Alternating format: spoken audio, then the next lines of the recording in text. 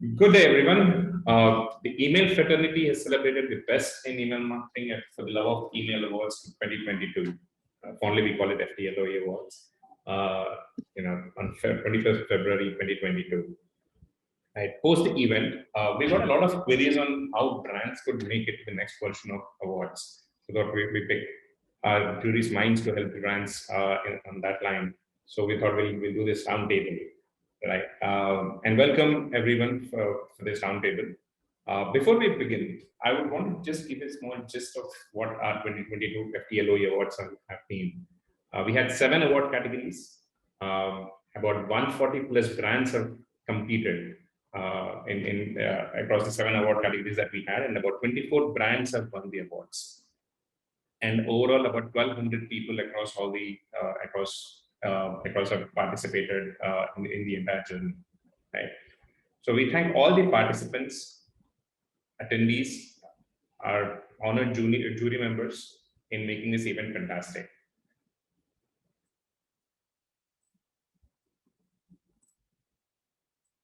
So this is our esteemed jury. We have Priya Patankar, Head of Communications of PhonePe.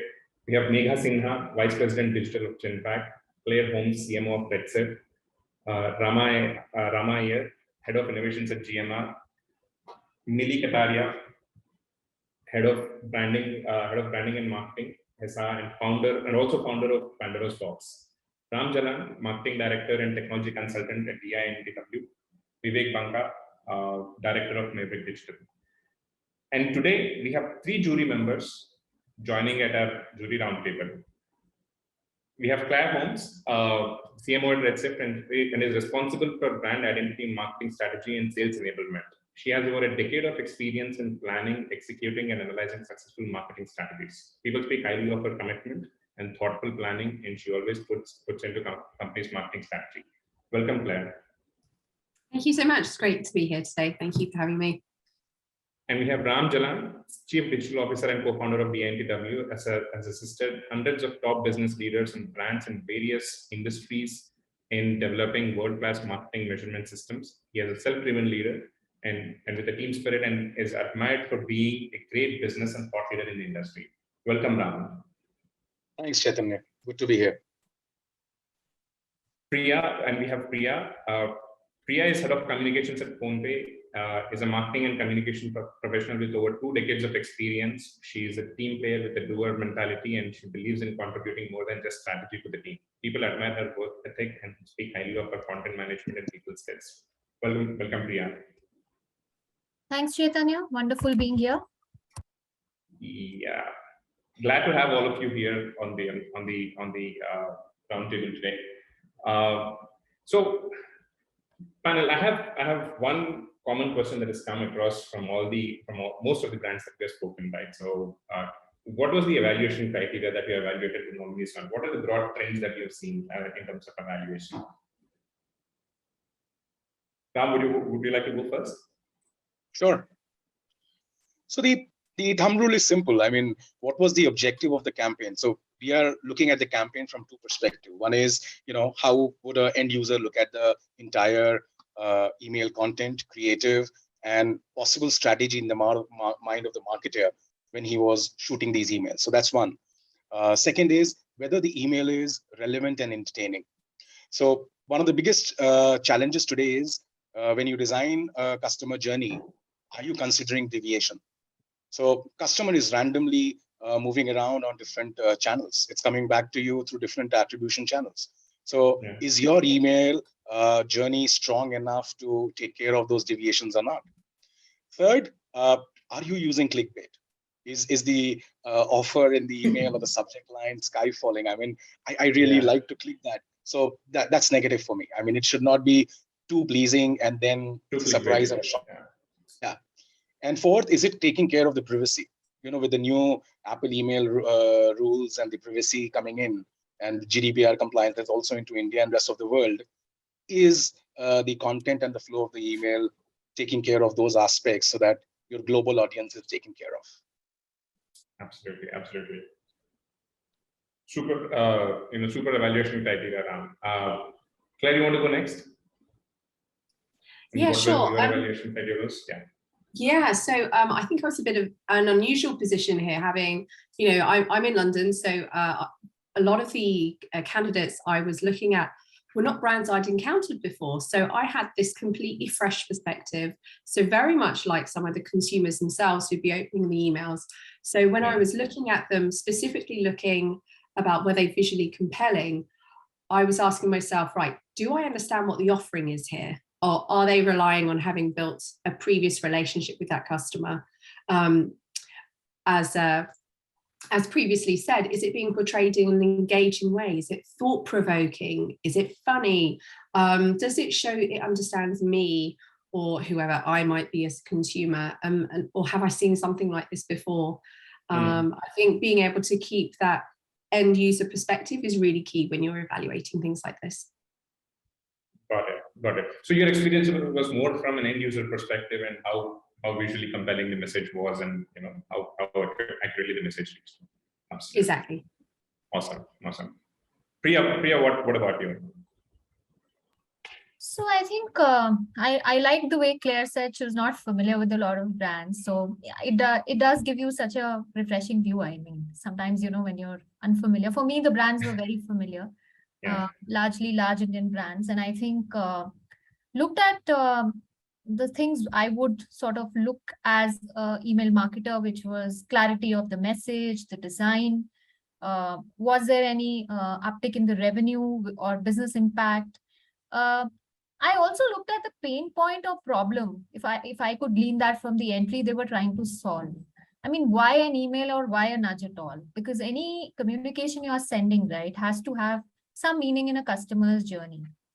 I think one of the categories I was evaluating was an interesting one, which was essentially email journeys. How visualizing setting up something in a journey is not easy. It's hard, and a lot of brands actually fail. Some communication actually doesn't need a journey. Some need journeys, especially the ones which are one of the categories which won in was an insurance category, where they had actually meaningfully set up a journey where whenever a customer dropped off, they were able to nudge and follow up at the right time. And I thought that was very beautifully done, because the messaging and visuals were also completely in sync with this. Because the thing is, nudging at the right time for products like this, makes a lot of difference. I thought that was really, really interesting and well done. Awesome. Priya, you just touched upon, how has the campaign impacted in the ROI or, as a given process? So what are the metrics that you think that marketers should determine? Let's say, I think unit sales and ROI is sort of given, from a campaign. Are there any other metrics? Are there any objectives that marketers should be looking when they build their email programs? So I think top of the funnel, of course, you do look at what you've sent and what are the opens like, what is finally the CTR like. But I think long term, we need to start looking at more meaningful metrics, and we are getting there. I mean, I think engagement and long-term retention is something all CRM teams sign up for and are helping drive. Kickstarting a customer's journey. It's hard, right? Most customers who download an app or usually just, I mean, there is enough data which shows they just log off. They don't understand what the hell is going on, because there is not enough nudge going at the right time. Maybe there's not enough explaining happening there. Onboarding them is extremely important. I think I overemphasize on that whenever I'm thinking of setting up a customer journey. Getting them to maybe try a new offering. They are comfortable, entrenched customers when it comes to a offering. But when there is a new offering, probably reaching out to these customers and getting them to try a new journey. So I think really looking at it needs to stop being about top of the funnel metrics like just sent and delivered and clicked. And we need to look at down the funnel, what is the impact each of this communication is happening. Got it. So you touched upon how it is impacting on overall retention. So it's like, you're looking at going towards customer lifetime value, if I may, right? So I'm just sort of extending that thought, right? Yeah. So Claire, you said you've had a very fresh perspective, right? In terms of looking at it from a consumer standpoint. What's your thought on, let's say, let's switch to the marketers metrics and see what are your thoughts on, let's say, what are the metrics that you think that marketers should be looking at when it comes to success of email program? Yeah, sure. I think a lot of them are already embedded into the pulse that we take on our marketing campaigns. So we've spoken about open rates, but I do think the importance of open rates is going to die away as Apple's new privacy settings are going to come into play. So they're going to become slightly less meaningful. So we need to move to other things. I think unsubscribe is often an underlooked at metric. I saw a stat recently that said roughly 20% of people will unsubscribe from something if the content, they don't think it's applicable to them. So you could really quickly burn through a contact database if you're just blasting out emails because you're concentrating on keeping a certain cadence of communication up. So I think things like that really force a thoughtfulness about when you're communicating, to echo what everyone else has said as well, why you're communicating. I think every it should have a very clear purpose. But I also think we shouldn't just look at metrics in isolation. And I think A/B testing in email campaigns is really underutilized. So I think especially if you're setting up a new campaign, about ring fencing a small set of your sender audience that you've identified and trying a couple of messages with them and then comparing those key metrics across those user bases. So you can then refine your message before you lock that campaign in and then send it out to that big user base, because you don't want to be burning 20% of that user base on unsubscribe because you've not honed your messaging or your visuals appropriately. This is very interesting, right? I think looking at the unsubscribe rates as a measure for the success of campaign is also, it is something that could be takeaway. If you're saying like 20% of users unsubscribe if they are not very connected with the content, that's a significant number for any marketer. Absolutely. Ram, I have a slightly different question for you. How should marketers look at there's a science of email marketing. There's a science of email marketing to it, and there's an art of email marketing to it. As it purely behavioral, how does a brands moving towards, let's say, how do you see brands moving towards from traditional marketing, traditional email marketing towards, let's say, making it more relative or in real time? How do you see that development? Great question. See, what's happening is traditionally the teams that work on email creatives and the teams that create user journeys don't talk to each other, because it's the battle between the right brain and the left brain. Yeah. And that's where the entire disconnect starts creeping in. I think email delivering or email flow is just a science part of it. How good you are in understanding the analytics piece of it and drafting the customer journey. But then at each stage of the journey, what's the creative nudge that's going to transform or upgrade or push that customer in the next stage of the funnel? That's where the critical thing is going to happen. A lot of times we have seen that the entire offline campaign versus the paid acquisition campaign in itself has different creative impetus. Yeah, messaging is the same, but creatively they are strikingly different. And when you come to the email, which is more of a reminder medium, top of the mind awareness medium, the communication becomes completely third-phased. That's where the ball drops. It has to be in sync with your entire brand journey. It's not only about putting the right colors or the logo or the campaign name. It's also about how the human element is conversating in that email. If you have put a human image versus a color versus a real estate background versus a lifestyle creative, all these factors play a very important role. Just one statistics here, Chaitanya. I was talking to a insurance company, a life insurance company in US, and they made 14 different variations of the same email, right? And eventually when they measured on a subscriber base of 5 lakh subscribers, they were able to measure that this 5 lakh subscriber with creative 5, 7, and 9, for example, gave them $40,000 worth of revenue. And that was behaviorally mapped, evaluated on a sample base, then sent out to those 5 lakh people. So, science should work in parallel to art. In parallel to art. That's what I want to say. Yeah. Got it. I think that also sort of adds to what Claire was saying about A/B testing. A/B testing is sort of underutilized. I think in this case, it's not A/B, but A, B, C, D, and then it goes to. I think it's a multivariate testing that we're talking about. Absolutely. So, Ram, just an extended question to that. So because you sort of also judged on the overall email strategy, right? So, how do you see that these factors shaping up into a new email strategy that for maybe 2022?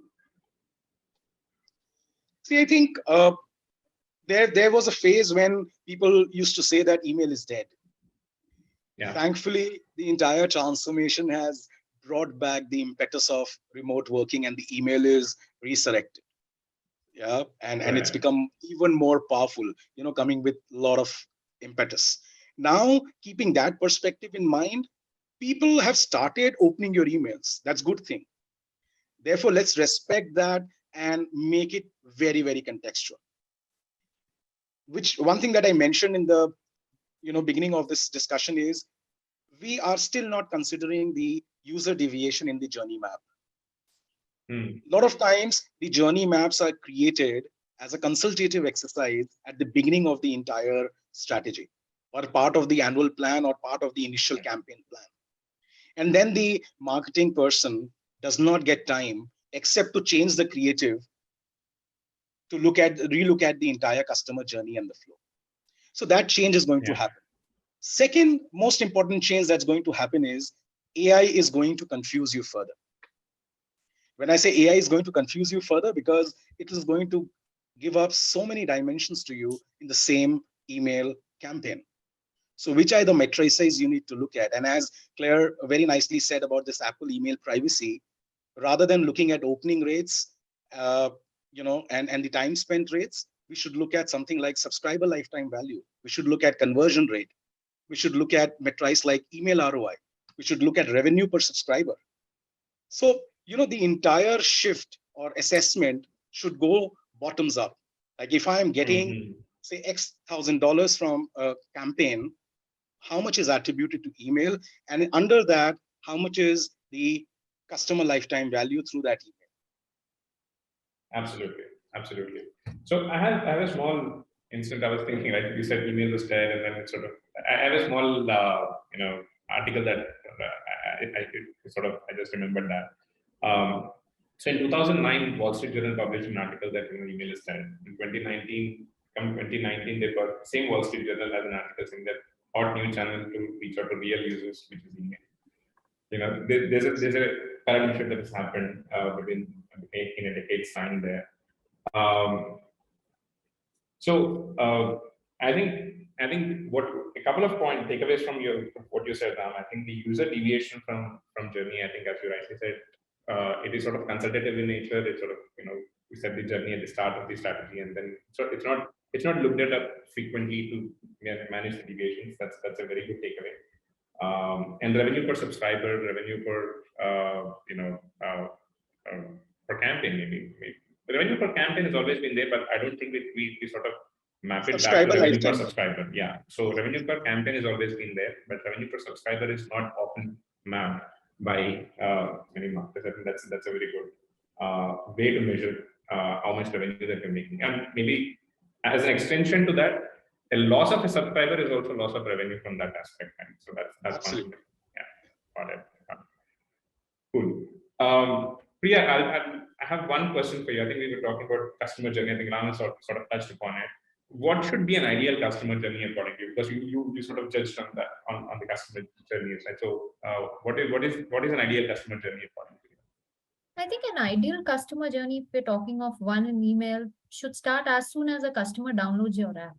So I think right from onboarding, moving on to the other steps in a journey, however app looks at it, we look at onboarding, then educating, then sort of helping them set up their accounts, then upselling, cross-selling, and also taking care of their unhappy flows.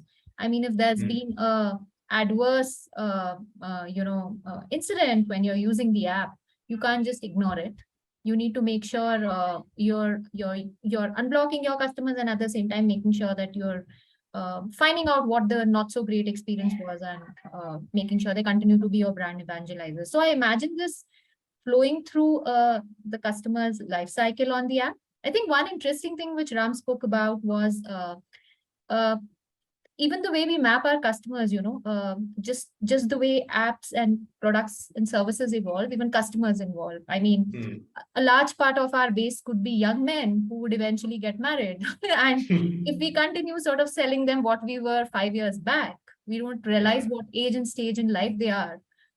You would lose that customer to probably another app which is more tuned to what their needs currently are. For instance, a lot of young people, when they start their journey on our apps, are not looking at insurance. They're young, they've just probably started working. But a few years down the line, that once they buy their first car and scooter, they are looking at insurance. But if you sort of ignore the fact that they've evolved, moved on in life, and continue sort of sending them communication which doesn't make sense, you would lose them. And it's a beautiful upsell and cross-sell opportunity which is lost. So sometimes we have slightly myopic views in the segmenting and targeting we do. We don't refresh it, we don't relook and rethink, and don't talk enough to our customers. So it's a loss that way. Right. On that point, right? On that point, let's say, you just mentioned one important point that we don't talk enough to customers. So in fact, this is one of the bigger statement that I'm sort of it's sort of a general problem statement that I'm sort of hearing, that we don't know enough about our customers. Right. To that end, I think the newer technologies with respect to which is sort of AMP for email specifically, it lets you collect zero-party data. It lets you do run campaigns where you can probably get preferences of customer, latest preferences of the customer, and sort of plug it back into your segmentation or personalization strategies. So that's one trend that's sort of seen.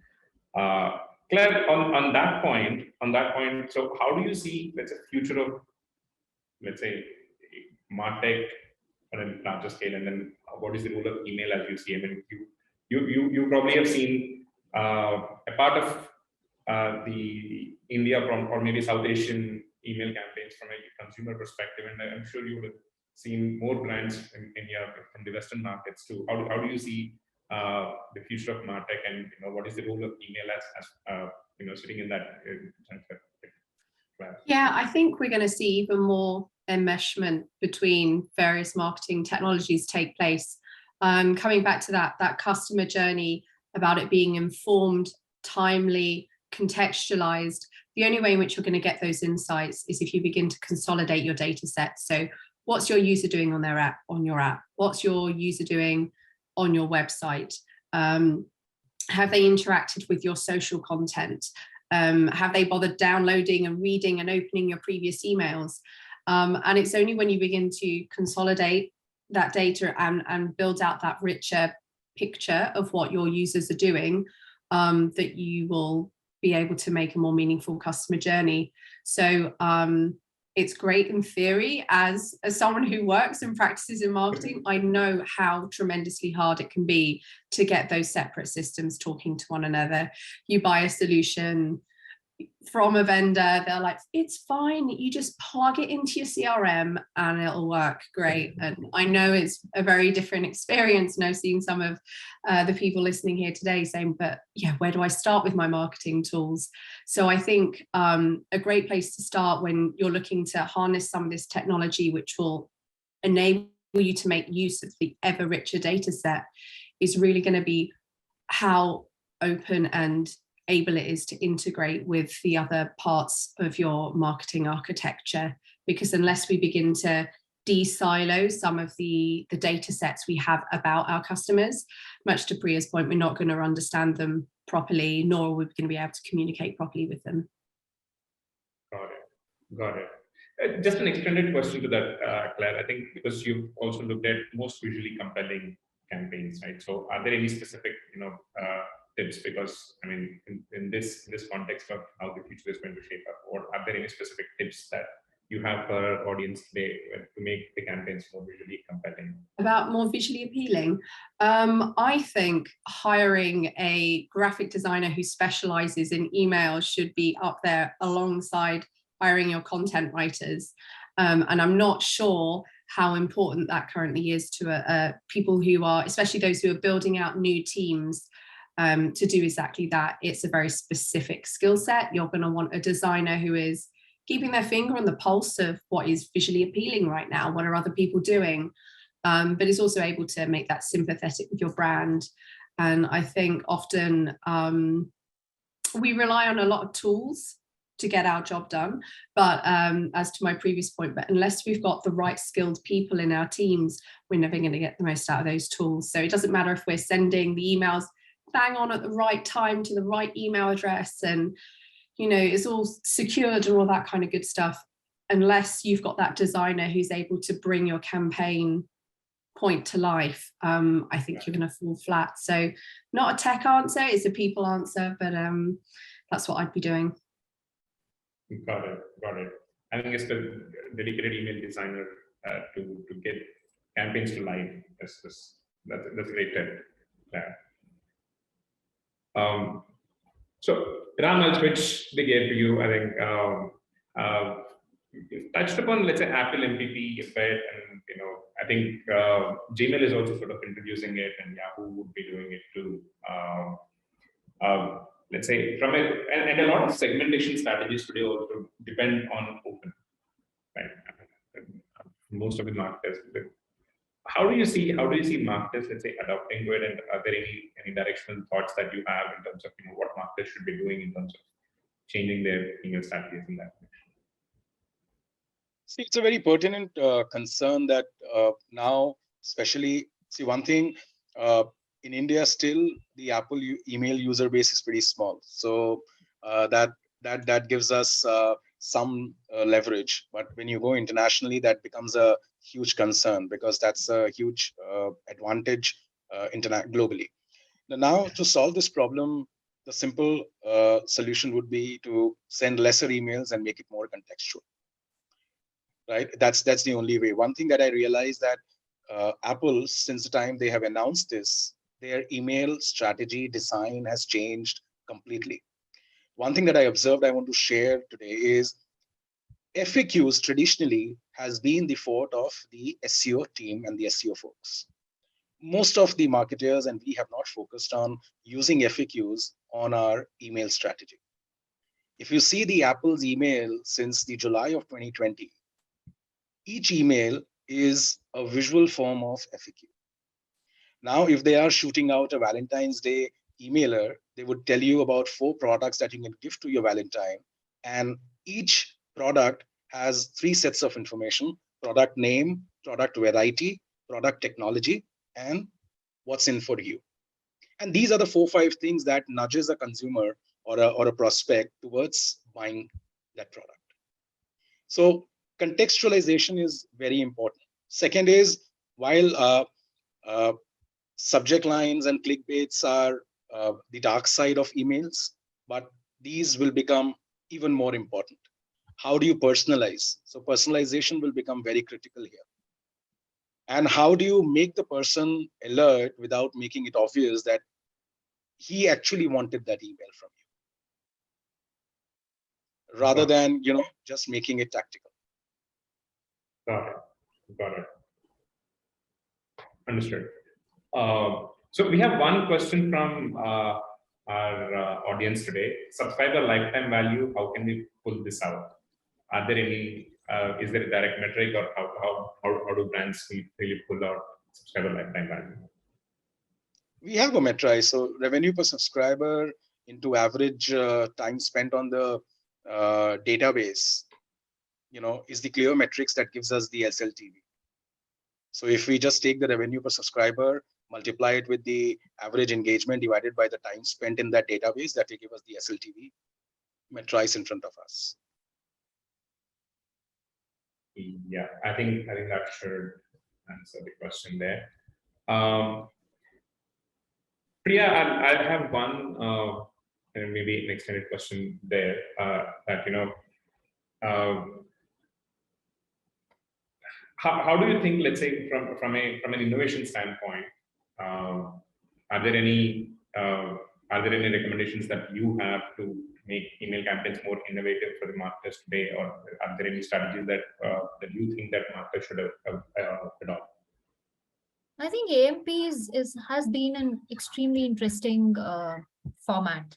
I personally enjoy it. My bookings are a breeze. I don't need to go anywhere. Shows me booking.com has been doing that really well, I've noticed. And I think the emails just speak to me. I don't need to, I don't drop off from the funnel at all. I can complete my transaction right there. And there's actually rich data about a customer you gather there. Besides that, I think I'm a fan of maybe trying multiple content formats, not sticking to one. Surprise your customer.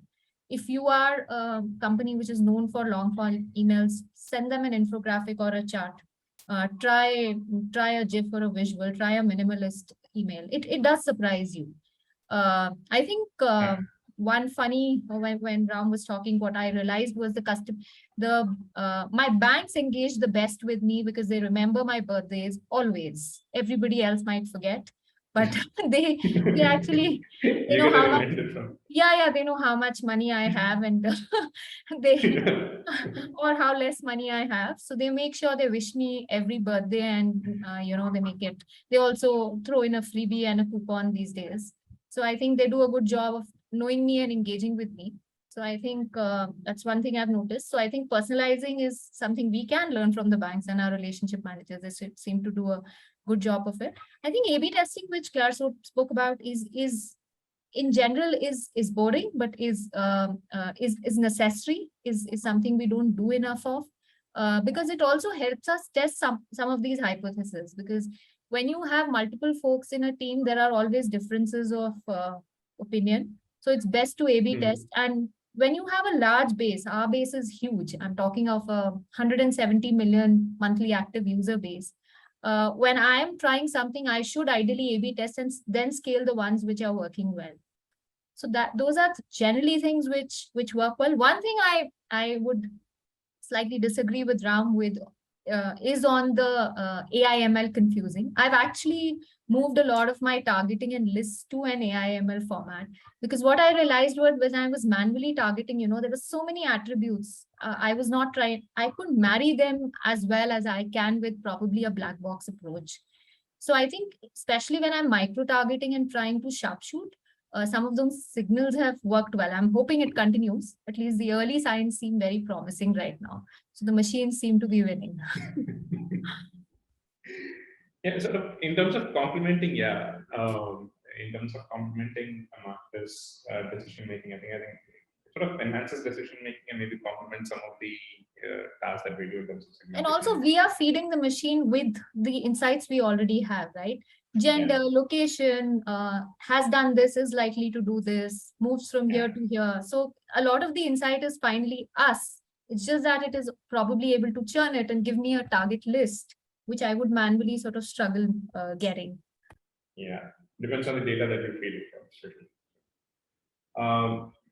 So there's a curious thing that we touched upon on AMP side, right? So we are seeing an increased adoption, at least in the last maybe 6 to 9 months. If I see there's an increased adoption, at least in the South Asian market, when it comes to AMP for email. And there are many stories to talk about, but yeah, so one broader pattern that we have seen is that wherever we are sort of short circuiting a customer journey and making sure that the next transaction happens right within the email, whether it is reference collection, whether it is adding products to cart, or cart abandonment emails, wherever we are trying to short circuit a customer journey, we have seen an increase in overall ROI for the campaigns. But yeah, so that's one broader trend that we have seen. And traditionally, there's been a challenge with AMP adoption with respect to AMP email creation. There's a steep learning curve, and this is again probably a global problem. But there have been attempts to ease that entire problem out and see how we can probably ease out the overall AMP email creation, so that the marketer does not have to depend. I mean, there's no steep learning curve, and there's no there's no extended effort from the marketer side to make the AMP campaigns. I think these two have sort of helped in overall AMP adoption. Claire, to that end, do you see any? Do you see how maybe how AMP is taking up on the Western markets, and how is that shaping up in the Western markets out there? Oh yeah, I mean, absolutely. I bought a brand new Pixel phone literally last week because of an email I received, unsurprisingly, from Google, absolutely showcasing how one should be using AMP. And I think at the heart of it, what it does is it removes friction from the customer journey. And it's been spoken about and written about quite widely, this idea of customer delight versus friction and the role it plays within the customer journey. Often, I think as marketers, we can focus on trying to delight, surprise, amuse our user base. And that's quite a lot of effort to try and get that right and land that correctly. However, if you can remove friction from your customer's journey, that has a far higher impact on someone staying loyal to your brand and purchasing from you compared to if you make them chuckle every once in a while. Again, I always kind of reflect back on myself and my own buying behaviors.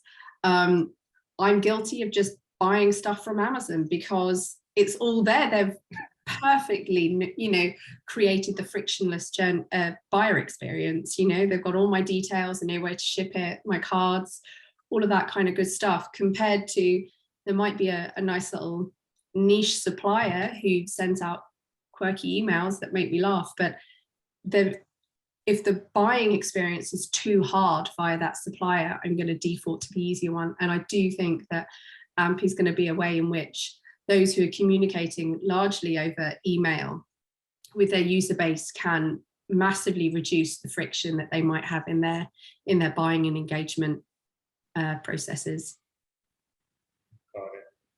Got it. Understood. So we have a couple more questions from the audience today. I will probably take them up. So what's the ideal open click rate of the email industry? I think it's more relevant for a vertical, or maybe for a brand it could differ. But that probably depend on maybe Priya or Claire, if you have any thoughts on it to share. So it actually varies from industry to industry. In our case, for instance, transaction mails get exceptionally high open rates because anything which is coming with transaction completion has upwards of 25-35% open rates also. Promotional emails tend to have lower ones, but still, as I said, varies and for fintech, it's generally a healthy double digit in most cases. Absolutely. I think so. We have one more question on the chat here. What are some tools to getting started with email marketing? I think there are many tools out there. I just maybe answer. There are many tools out there depending on the kind of customer journey that you're looking at. There are many tools out there. If you're a startup, you can start with a MailChimp or any one of these, and if you're an enterprise, you can come to somebody like a Netcode who can probably help you to build your entire customer journey, depending on the complexity of the email marketing that you want to do. Probably answer that. And I think that's all I have from the audience today. Thanks a lot, panel. I think this has been a very fruitful roundtable discussion. I think brands have a lot more to take away from today, and all the people that have attended as learnings from today's discussion. We've had this opportunity to review some of the best email campaigns this year, but I'm sure there are trends that are evolving. There are new things that need to be done in the email marketing world. We hope to see more nominations in the next year's FTLOE email awards. Super excited with the new innovations and how this is going to shape up the next year. Thank you, everyone. Have a great day ahead.